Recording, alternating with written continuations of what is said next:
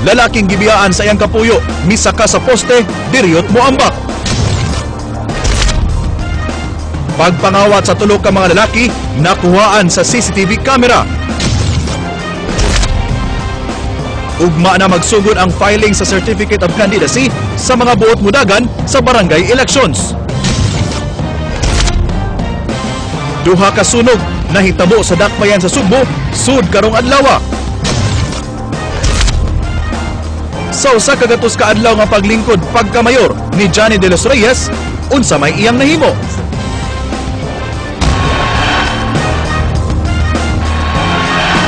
Mayong hapon, Sugbo, Kabisayan ug sa uban pang mga dapit nga maabot dining atong tulumanon. Ako si Frank Malilong Jr. Ihatid namo ang mga nag-unang impormasyon. Ako si Georgia Herrera. Georgia, mga kapatid, magsugod na ugma ang filing sa Certificate of Candidacy alang sumaabot na October 28 barangay elections. Apan sa dili pa kanang balita, ato sa ding siren ang nakuha sa usa ka security camera sa usa ka buhatan sa downtown area, Cebu City. Tulo ka mga kawatan, Frank, ang nagvideohan nga mao'y mikuha og laptop. Maayo na lang kay klaro kuha ang maong CCTV camera. Dali ra unyang mailan sa mga otoridad ang maong mga kawatan. Sugin limi, Ryan Sorote. Nakuha sa CCTV camera sa GoFix Digital Printing ang pagpangawat ining tulo ka mga tao. Sa unang tanaw, dili mailan ang tulo nga makawatan. Tugod sa ilang postura, di nindot ang ilang gimbang sulob og disenteng tanawon. Makitaan sa video nga ang nagsulob og gray nga jacket mo'y naniid kung kanus anila makuha ang ilang kabatunon. Naputol kadiyot ang ilang plano, dihang misud sa opisina ang usa ka mindahay. Dihang wa ni nagbantay kanila, nakahigayon gyud sila kawat sa laptop sa usa ka empleyado nga nagkantidad og 15,000 pesos. Dalin misibat ang tulo, uwahin na dihang nadiskubrihan sa biktima nga gikawatan na sila. Na-inquire sila, kung human na ito, pagkatod, nangawaan na yun. Wa ko magdahom, kaya ko customer ito nila, sir.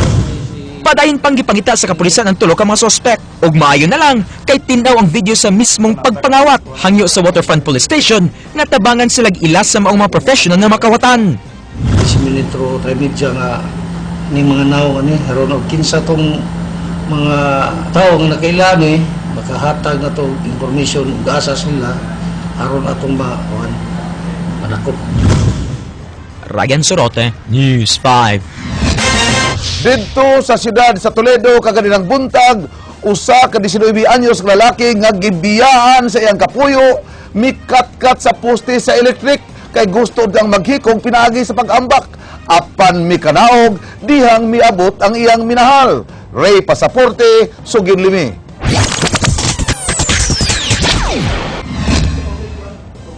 Tungod sa kaguol nga mibiya sa ilang panimay kagabi ang iyang kapuyo, misaka ining poste sa kuryente nga dunay gihabugong 250 katiil ang 19 anyos nga si Rocky James Cudino sa ilang lugar sa barangay Talavera sa dakbayan sa Toledo kaganinang buntag. Milanat og 3 ka oras una pa ni mikanaog bisag giunsa pagkumbenser sa mga pulis.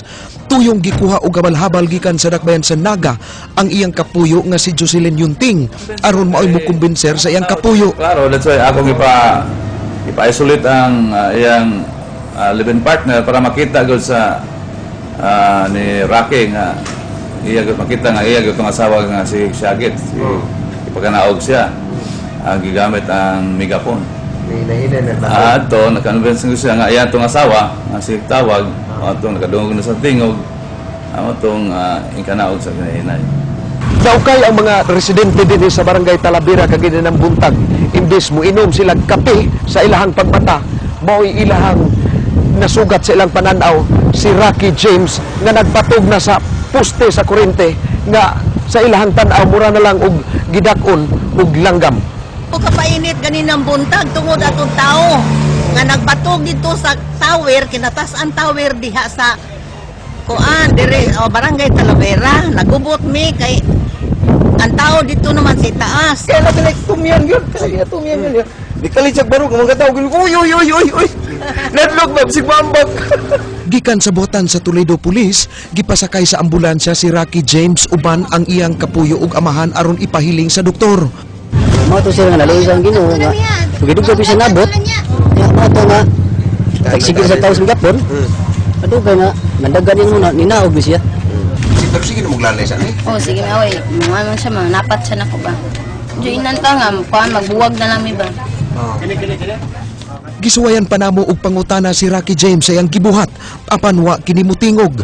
Nakadawat og text message ang hepe sa Toledo City Police Station nga nigamit matud pa og marijuana si Rocky James sa wala pa mukatkat sa poste sa kuryente. Ray Pasaporte, News 5. Usa ka giingon nga satellite coordinator sa sugal nga Masyaw nadakpan. Apan ang suspek bipadayag nga wa siya mauwaw sa iyang binuhatan kay dagang nabuhi tungod sa maong sugal. Leslie Caminado Vistil, Sugin Limi. Kining mga kahimanan sa duwa nga masyaw og dili pa matinong kantidad sa kwarta mo ni-recover sa mga sakop sa Investigation and Detection Management Branch human nila masikop si Rosalinda Caballes usa ka satellite coordinator pasado alas 8 kagabi diya sa sitio Canaas, Barangay Guadalupe, syudad sa Sugbo. Matud pa sa kapulisan nga ang satellite coordinator magbalin-balin og dapit ug igo lang moabang og kwarto o lugar aron dito dawaton ang mga kinitaan sa masyaw. Nakadawat ang buhatan sa IDMB og impormasyon bahin sa mga lihok ni Caballes. Importante tuloy siya gi-operitan naghimuta og mga subilan so nag-asa na to sa gidakita nga matimpuhan. So amo na sumasa among gihimo nga surveillance nanging buhaton magbalin-balin. So karon gyud gabi na aktuhan sa timpuhan sa ato ang special operation team. Nakapangutana pa ang dinakpan sa kapulisan kung nganong sila ang gigukod nga aduna may untay mas labaw pa nila nga ang iyang hatagan og pagtagad sama sa illegal nga drogas. Gipadayag sa niini nga di niya ikawaw nga siya nasikop kay matud pa daghang nabuhi sa iyang negosyo lakip na ang iyang kaugalingon. Ay ba, may illegal pero wag mamilag kapaingnan. Bintaha na lang ni kaysa siyabo kay sugarol bang yun ang Pilipino. Sagasa ibutang. Leslie Caminado Vistil, News 5. Aktong nasikop sa kapulisan sa Argao ang usa ka tricycle driver nga nag-sideline og illegal nga sugal nga Masyaw. Mitugan sab kini nga ang iyang financer o asawa sa usa sa mga konsehal sa ilang lungsod. Ray Pasaporte, Sugid Limi. Naaktuhan sa mga pulis sa Argao pasado alas 7 kagabi nga nangaysuog numero alang sa Masyaw sa merkado publiko sa maong lungsod si Roberto Escalante, 43 anyos. Nakuha gikan kaniya kining mga gamit sa maong illegal nga sugal. Lakip na ang halin ini nga miabot sa 320 pesos. Butyag sa dinakpan nga driver siyag tricycle kun adlawan ug mag-sideline sa pagpangisi og Masyaw matag gabi aron dunay dugang kita alang sa iyang pamilya. Nakagawas kini human gipiansahan sa iyang financier nga asawa sa usa ka konsehal sa lungsod sa Argao. Dali ko na sila si Patiba na agi ko ingon sa mga sulod nga hayag ba kayo na atlag do mo to may kapan mo dito. Sa may financier. Kasi di mura mo na. Doktor Babilasis. Ano yung banak mo siya Bisan og gitugan sa dinakpan ang ngan sa iyang financier gingong maglisod ang kapulisan nga ilaning masikop. Sige na sa kumpared na siyempre kaning mga legalista magbalhin mo kuwan kanang kuwan bilang kuwan ba kanang ngana.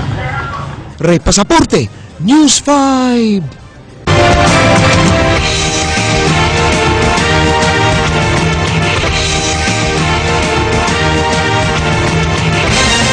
Sugod ugma, mudawat na ang buhatan sa COMELEC ug mga Certificate of Candidacies kon COC sa buot mula sa pagkabarangay kapitan o konsehal sa maabot nga October 28 elections. Andrea Patenya, Sugid Limi.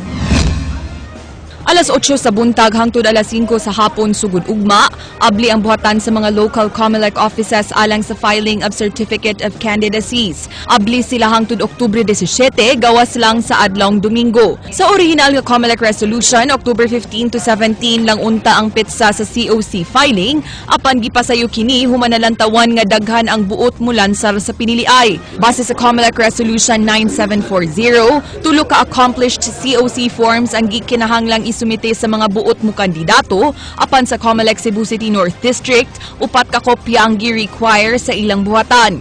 Dunay pipila ka mga rekisitos alang sa mga mukandidato. Gikinahanglan nga usa siya ka Filipino citizen, Usa ka registered voter ug residente sud sa di mo menos usa ka tuig sa barangay nga buot niyang lansaran. Kamao mubasa ug musuwat ug nagpangidaron og 18 anyos pataas.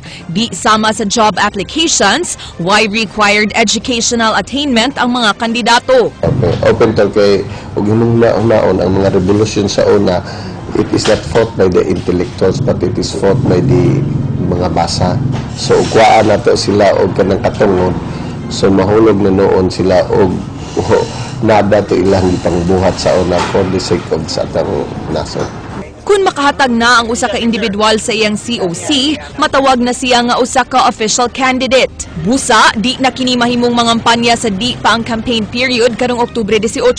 Ang masakpang mangampanya sud sa tibuok semana sugod ugma mahimong masilutan sa election offense. It's better nga anyone can file a case kay ang kumilik doon mismo sila na mo husga, sila pa mo file, sila pag mo husga o kinsay sayop or pwede bang filean. It is better na ay laing tao mo file, but usually ang mo file na ilahag yung kontra. Inigsugod sa campaign period, mo-apply na unya ang guidelines alang sa campaign materials, diin di angay mulapas sa 8.5 inches ang width ug 14 inches ang length sa leaflets, 2 by 3 feet ang posters ug 3 by 8 feet ang streamers. Andrea Patenya, News 5.